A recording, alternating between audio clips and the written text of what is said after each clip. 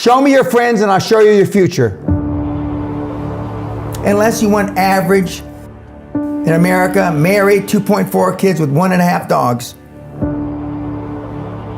But I can guarantee you, you will never achieve anything greater than your highest aspiration. If you want $1 million, you'll make $1 million, not $1.5 million. If you want 10 million, 100 million, and you'll never exceed that. If you change 1 billion lives, that's a formula to become a billionaire and change the world. Time costs lives. Show me your friends and I'll show you your future. You want to know why you're all f***ed up? Just look at the bums you hang around with. I do what you don't want to do, that you know that you got to do to be where you want to be. Ted Turner just gave his 75th anniversary party on CNN a few months ago. And he makes a couple of comments and he says, number one, and I'm not suggesting this for everybody, it's how I live though.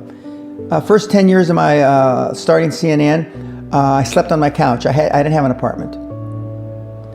Bill Gates slept in the office. Steve Jobs slept in the office. And I can go down a whole list. Now these are super successful, mega wealthy guys. I slept in my office. Not everybody's willing to make that sacrifice.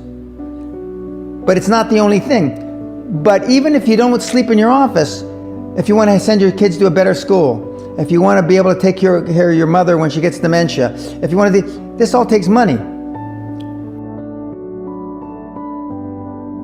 My children aren't getting any of my money when I die. Not one centavo, not one penny. And 2 of my kids are cool with it. One of them's not so cool with it. I'm not gonna, I think Andrew Carnegie, by the way, Andrew Carnegie, arguably the richest, most successful entrepreneur of all time, he said the best thing that you can have for a child is him to be born into poverty. And I agree.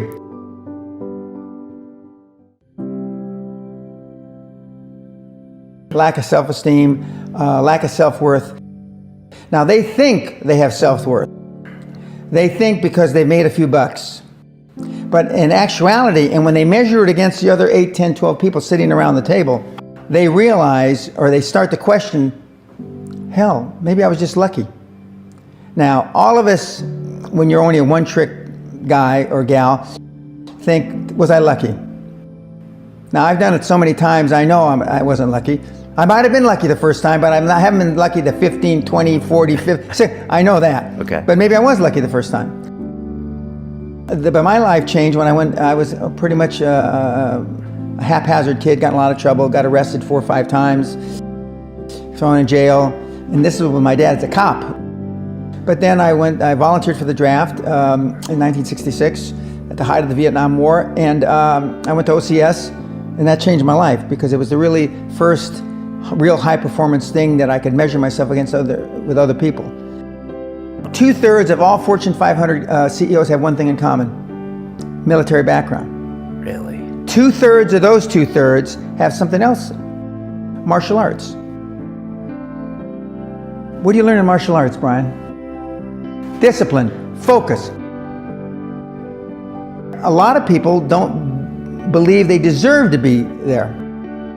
I convince them, and we have these drills, why you belong there.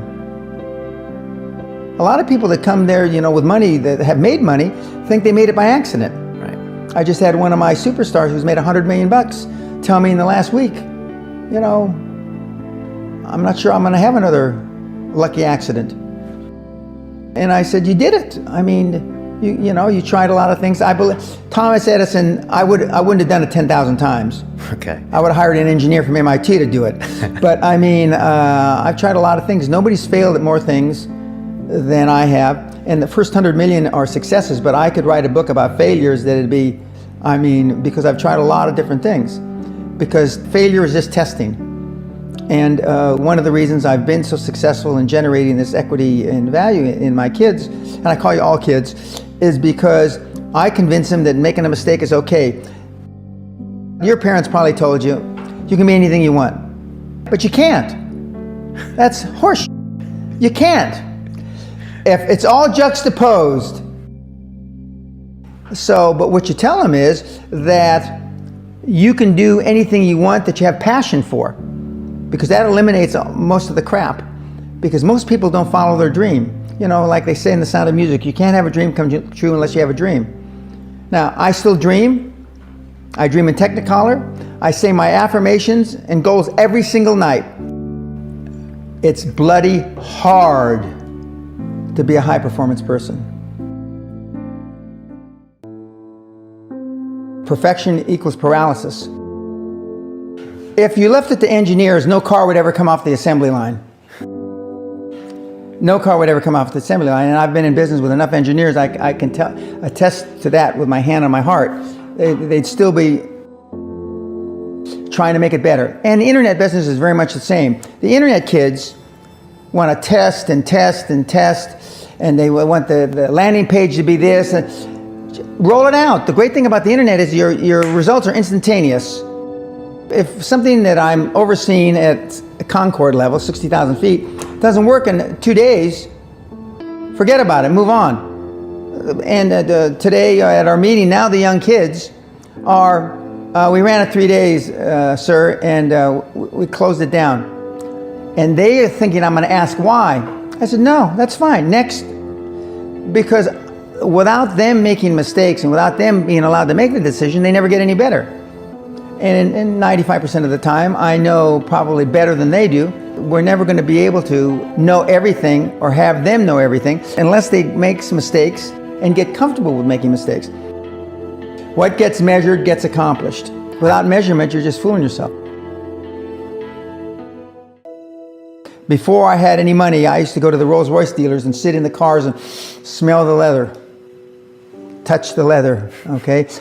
I went to $1 million houses, and my wife and I would walk through the house, and they'd say, when are your parents getting here, kids? No, we are the buyers. Practice within when you're without.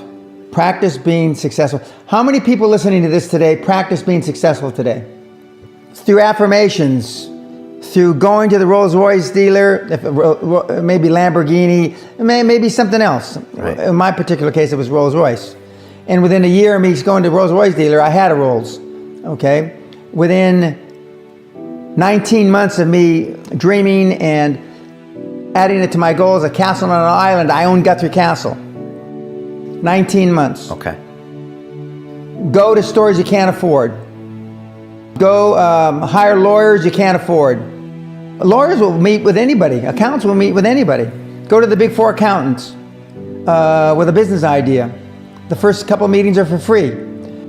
Jettison probably a lot of the people you'll hang around with. If you have poor public speaking skills, join Toastmasters. Do these. If you went to a good school and you're not successful, go to the alumni deals. Okay?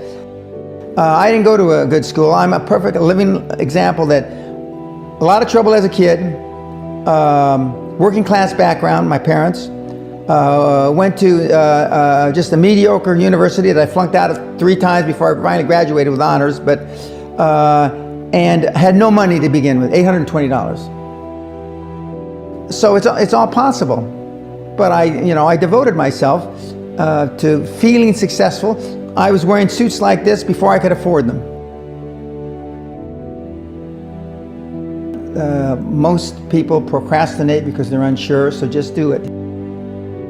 And but I've never had a problem just doing it, because one of the things is you learn as a young combat infantry officer is time costs lives.